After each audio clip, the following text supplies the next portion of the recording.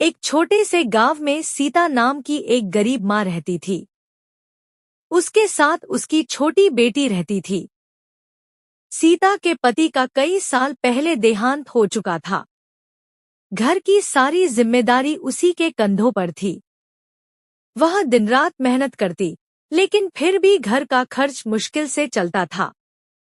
सीता के पास धन नहीं था, लेकिन उसके पास माँ काली पर अटूट विश्वास था। हर सुबह वह जल्दी उठती, घर का काम करती और फिर गांव के पुराने काली मंदिर में जाकर माँ के चरणों में प्रणाम करती। वह रोज कहती, हे माँ काली, मुझे धन नहीं चाहिए, बस मेरी बेटी को खुश रखना। समय बीतता गया। एक दिन घर में खाने के लिए भी कुछ नहीं बचा। सीता बहुत परेशान हुई।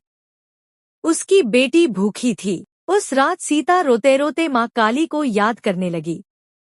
उसने हाथ जोड़कर कहा, माँ, अब मुझे केवल आपकी कृपा का सहारा है।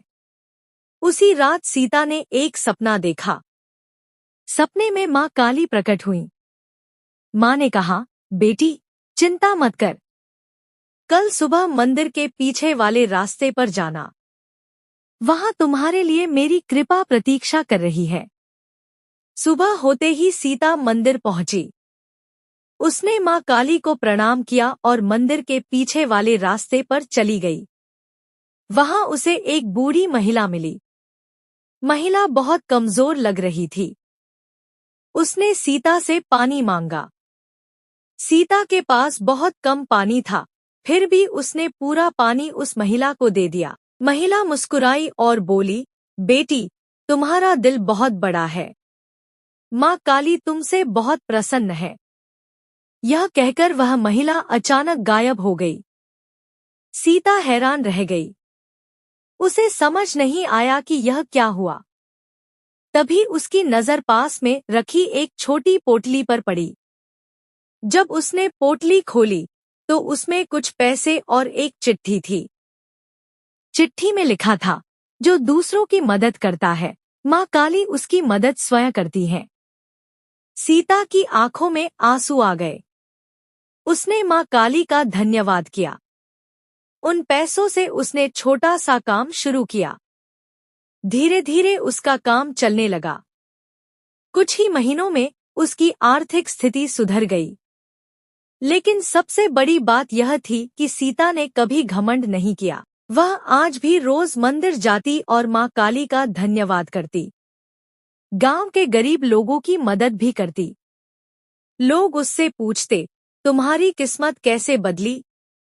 सीता मुस्कुराकर कहती, जब सब रास्ते बंद हो जाए, तब सच्चे मन से माँ काली को याद करना।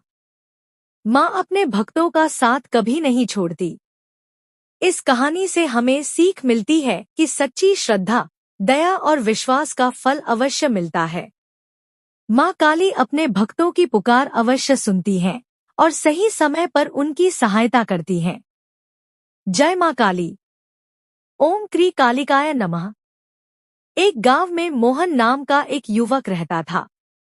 वह बहुत गरीब था, लेकिन माँ काली का सच्चा भक्त था। हर दिन सुबह और शाम वह माँ काली के मंदिर में दीपक जलाता और उनका नाम जपता था।